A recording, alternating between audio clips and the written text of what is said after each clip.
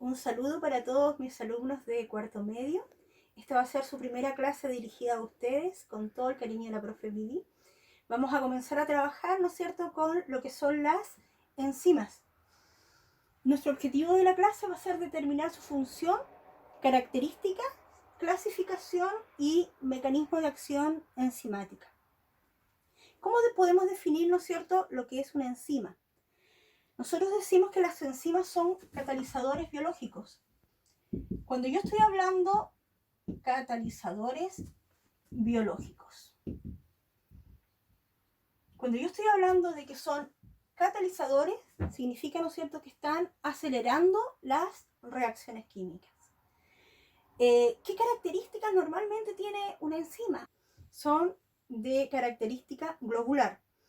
Cuando yo hablo de las enzimas, yo digo de que ellas son proteínas, pero que tienen esta característica catalizadora.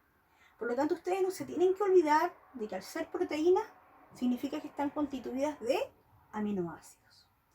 Las enzimas tienen la particularidad de acelerar el proceso de la reacción, pero con muy poco gasto de energía. Si yo comparo dos reacciones químicas, una sin enzimas, me voy a dar cuenta que la energía de activación sube abruptamente, ¿no es cierto? Se está gastando mucha energía para que se haga y la velocidad es menor. Por lo tanto, si yo adiciono una reacción química, enzimas, esta va a ocupar menos energía de activación y además, ¿no es cierto?, se va a hacer a una mayor velocidad. No olviden entonces que las enzimas son proteínas. Si yo veo la característica de una enzima, a ustedes siempre se les ha enseñado la siguiente ecuación. Enzima más sustrato, formamos el complejo enzima, sustrato, ¿y qué es lo que formamos posteriormente en esta ecuación? Nuevamente tenemos la enzima más el producto. Entonces, muchas veces a esta altura, ¿no es cierto?, tenemos un poquitito de desconocimiento cuando uno habla de sustrato y vamos a tratar de aclararlo. Por ejemplo, una enzima muy conocida por ustedes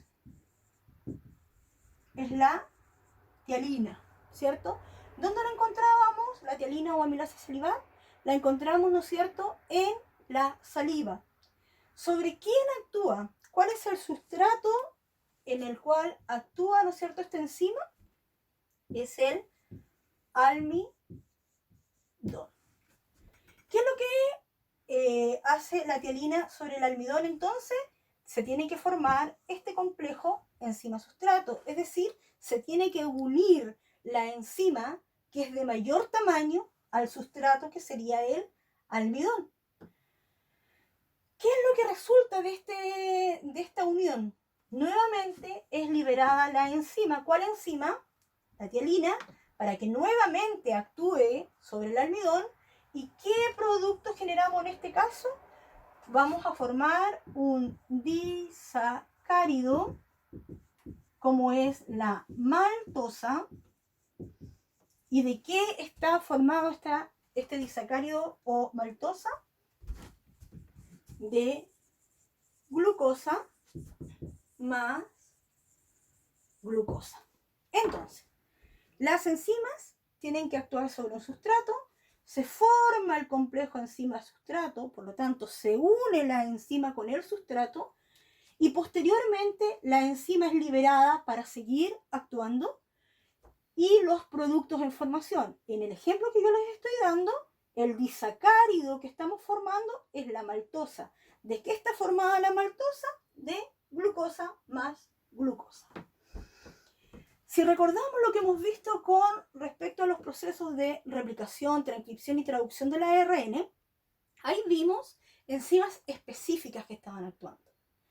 Una, la polimerasa, la ARN polimerasa, 1, 2, 3, la helicasa, ¿cierto? Entonces, la clasificación de estas pueden ser hidrolasas, que tienen la particularidad de hacer la reacción de hidrólisis. Podemos tener también enzimas que hacen la reacción de oxidorreducción, que se llama, ¿no es cierto?, óxido de reductasas, oxidorreductasas, ¿ya? Las isomerasas, que también, ¿no es cierto?, actúan en las reacciones de isomerización. Y también tenemos transferasas, las liasas y las ligasas. Cosas que, de acuerdo a su función, ¿no es cierto?, van teniendo diferentes nombres. ¿Cómo actúan? ¿Cuál es el modelo, en realidad, de actuación de las enzimas? Tenemos dos tipos de modelos. El modelo de llave-cerradura, donde ¿qué es lo que nos dice el modelo de llave-cerradura? Que la enzima, al ser de mayor tamaño, este sustrato que es de menor tamaño encaja, pero absolutamente igual que una llave con una cerradura. Es decir, que tiene absolutamente la misma forma para encajar en esta enzima. Si ustedes recuerdan, yo les dije que las enzimas estaban hechas de aminoácidos. Por lo tanto, este punto de unión, ¿cómo se pueden unir? La enzima con el sustrato. La enzima va a tener 3 aminoácidos para unirse con este sustrato. Entonces hay un aminoácido que es de reconocimiento. En este sitio activo, entonces, vamos a encontrar 3 tipos de aminoácidos. El aminoácido de unión, que va a anclar al sustrato. El aminoácido catalítico, un aminoácido que mantiene la estructura tridimensional de la enzima. ¿Ya? Una vez que se ha producido ese complejo enzima-sustrato, esa era la forma o el mecanismo de llave-cerradura, pero yo también tengo otro mecanismo, que es el mecanismo de encaje inducido, donde lo que hace, ¿no es cierto?, el sustrato es modificar su estructura tridimensional para poder encajar con la enzima. Sugiere, ¿no es cierto?, que este sitio activo es más bien una cavidad flexible que al interactuar con el sustrato se adapta y ajusta a lo que es la estructura. Nos vamos a percatar que las enzimas en una primera etapa, ¿no es cierto?, dentro de las enzimas también actúan lo que son los cofactores enzimáticos. Un cofactor es un componente no proteico, termoestable y de bajo peso molecular, necesario para lo que es la acción enzimática. Normalmente estos cofactores son iones metálicos. Yo tengo que señalar, ¿no es cierto?, que existen partes dentro de lo que es una enzima. La parte proteica de la enzima se llama apoenzima. Ahora, si esta apoenzima está unida a este cofactor, estamos hablando de una holoenzima. ¿Ya? Hay factores físicos que intervienen en lo que es la actividad enzimática. Uno de los factores que va a influir en esta velocidad de reacción y en esta velocidad en la actividad catalítica es el pH. Significa, ¿no es cierto?, en este mismo ejemplo, la tialina la encontrábamos, ¿no es cierto?, en la saliva. La saliva tiene su propio pH, por lo tanto, esta tialina actúa en esa zona. En ningún caso la vamos a encontrar como una enzima que se encuentre dentro del jugo gástrico, ¿ya? Porque el jugo gástrico tiene su propio pH que va a ser, en este caso el pH del jugo gástrico, estamos hablando de un pH entre 1 y 2, es imposible que la tialina, estamos hablando de un pH 7, pueda trabajar.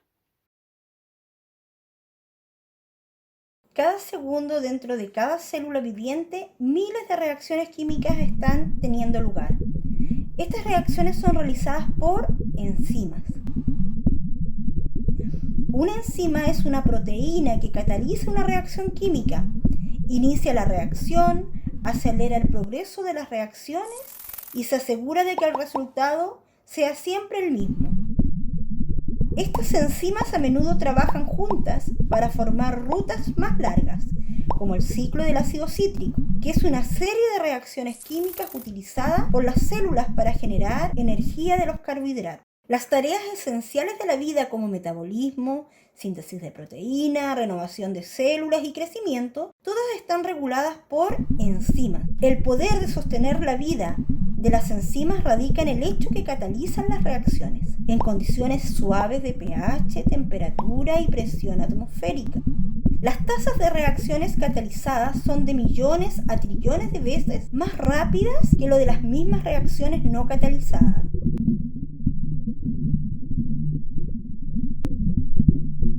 Para acelerar una reacción en ausencia de enzimas, se necesitaría energía adicional, provisto como calor, lo que empuja a los sustratos y de vez en cuando proporcionan suficiente energía para desencadenar una reacción.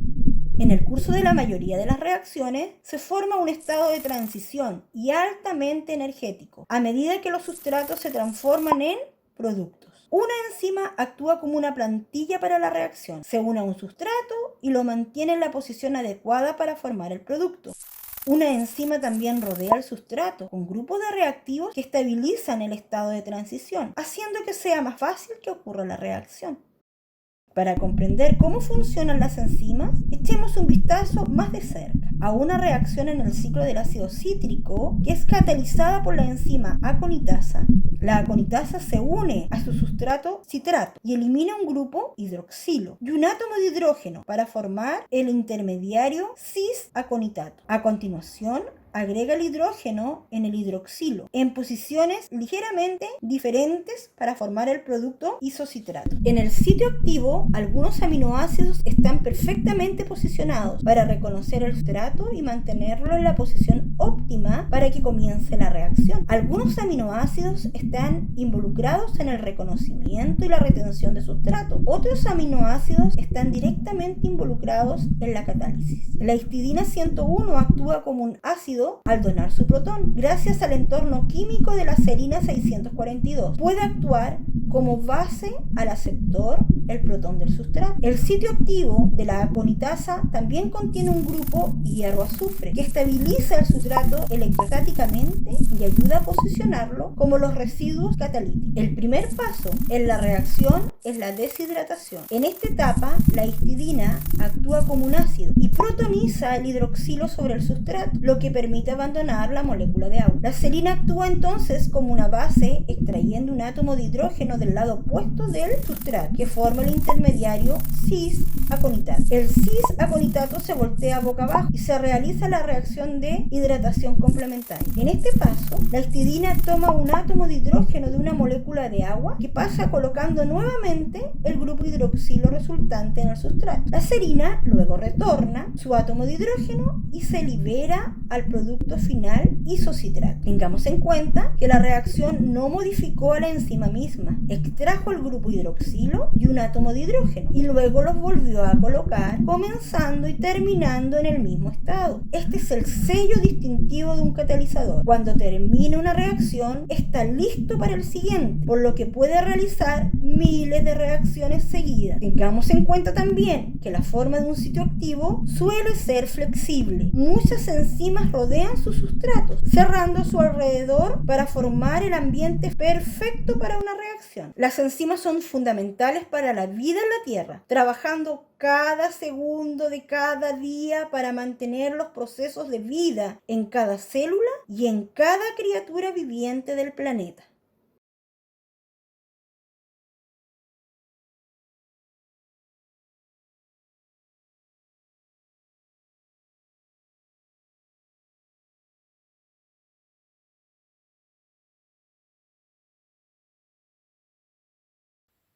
Ya, hasta aquí llegó esta clase.